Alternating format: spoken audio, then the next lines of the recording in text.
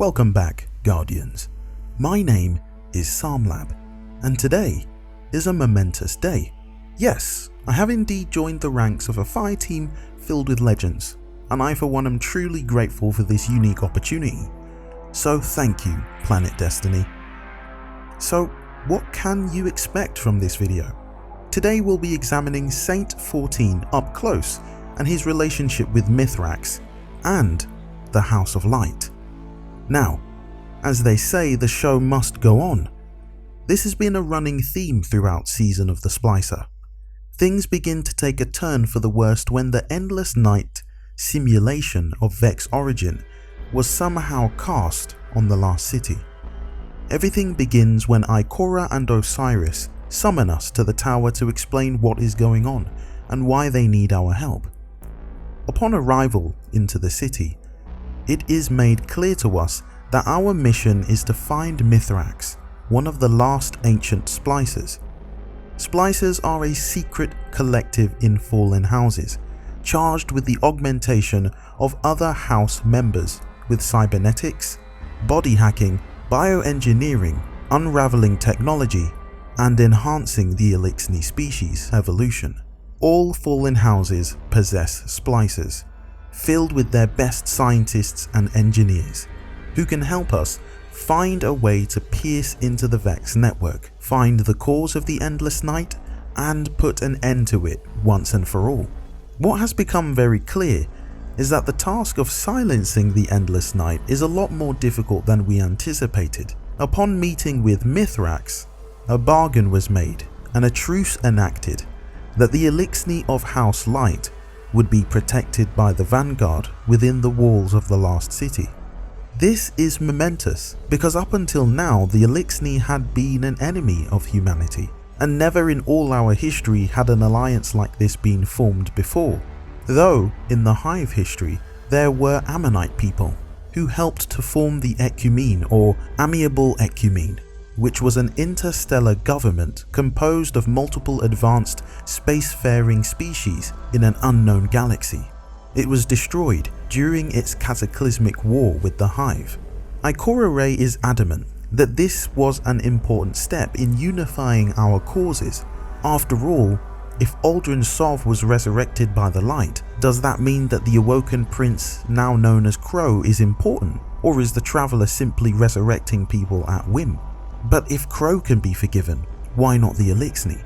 Mithrax can even be seen presenting the idea of all races forming an alliance with humanity, Elixni, Cabal, and perhaps even reconcile with the Hive. Shortly after this armistice, the Elixni people were relocated to an abandoned quarter in the last city, destroyed by the fallen group Kel's Scourge, a crime syndicate of Arcanist Fallen led by Civics Lost to None, the deranged brother of the Spider. They are hellbent on sowing chaos wherever they go, and actively sought to use the technology of the Black Armory to gain power and control. Splicing into the Vex network is no easy thing, as Mithrax has mentioned, but Saint-14 is not convinced that the House of Light intentions are honourable. He believes that the Fallen are simply evil, but the question is why? Let me share my thoughts on the reasons behind this. Saint-14 is a guardian that people of the last city and other guardians look up to. He embodies what many would describe as a hero, a gentle giant if you prefer, and he has indeed won the hearts of many, but not the Elixni. The relationship between Mithrax and Saint-14 is a strenuous one. Saint-14 struggled with the idea of working with the Fallen. He could not move away from the things of old, that being the battle at Twilight Gap, one of the biggest battles ever faced by the city. This battle took place at the outskirts of the city at the Twilight Gap. Both mankind and Elixni alike grappled with this. Mithrax went on to share how the Saint had become a nightmare told to the young Elixni, but now, in the Elixni quarter, they faced their horror every day. Once, in a city grander even than yours, we prospered. But it did not last. Our great machine abandoned us. And when we pursued it, you sent something back. A creature fueled by hatred. It tore through our great houses like they were nothing. And then it came for the rest of us. Nowhere was safe from its insatiable rage.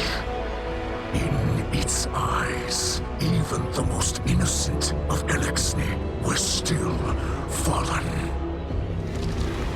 It could die, but it would not stay dead. It would shake off the rot and rise again. And if it caught you in its crushing embrace, impaled you on its ragged crest, dragged you screaming into its foul shell, none live to speak of these horrors. It called itself the Saint. My people must now see the creature every day. It sees us. If we wish to survive, we must all learn to live alongside our monsters.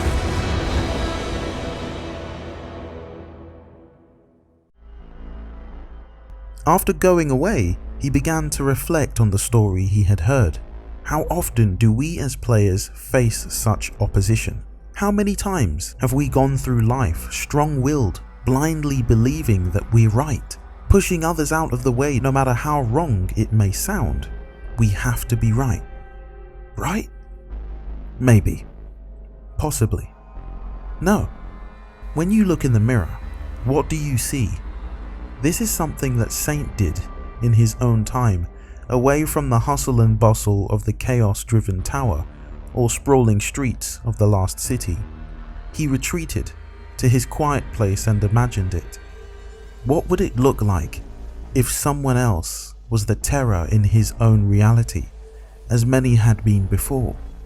Oryx, Crota, Gaul, the Undying Mind, Panoptes, even death.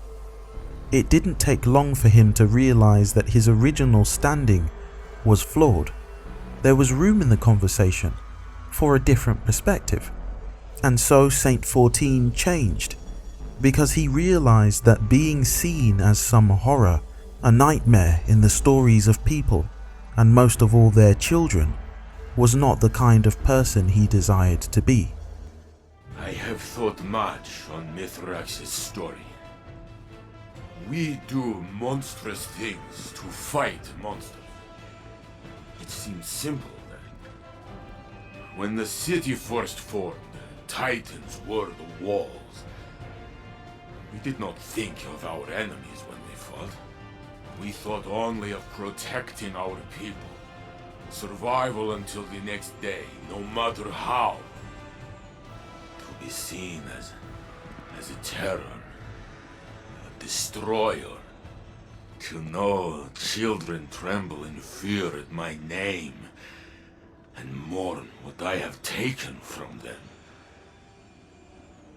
This is not the Saint-14 I know.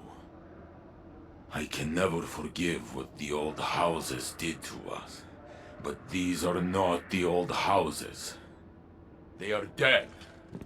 What do we gain from more death? This lashing out against defenseless people. It is the act of a coward. Mithrax risked much to trust us. If his House of Light can forgive, perhaps we must try to see the fallen, Elixni, as they see themselves. Or none of us will ever be anything but monsters. We must be more than the enemies of our enemies. The House of Light, or House Light, is a newly created fallen house, distinguishable by its green cloaks and armor. Founded by Mithrax, Kell of Light, they are now an ally to the Lost City. The House of Light was created when Mithrax went by the moniker of the Forsaken. He believed then and now that humanity deserved the Traveler over the Fallen. Mithrax went on to proclaim that he will become a Kell to the mind-open Fallen, who were willing to fight for the Traveler together with humanity. Fallen from the House of Light are different for the most part. Since entering the city, they have begun to mimic human tendencies and even let their children play with our own. This paints a new and beautiful relationship in the narrative. It involves talking, discussing, listening and hearing.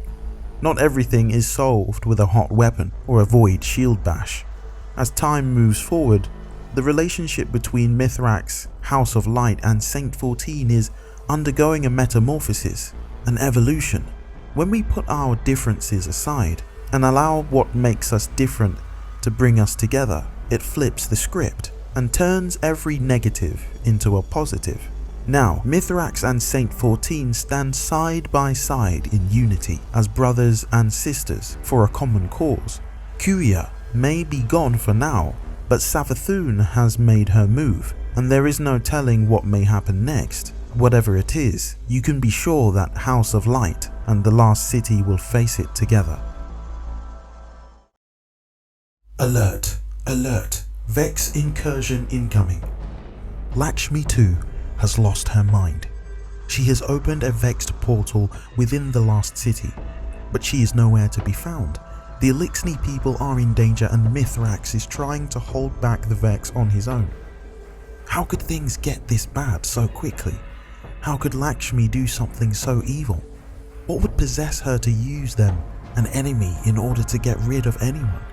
Not even the Elixni, who used to be our worst enemy, deserve to have the mindless Vex destroy them.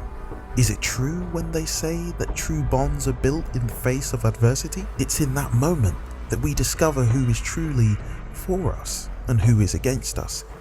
In today's epilogue, Saint-14 is rushing on his way to help defend the Elixni settlement from the invading force of the Vex.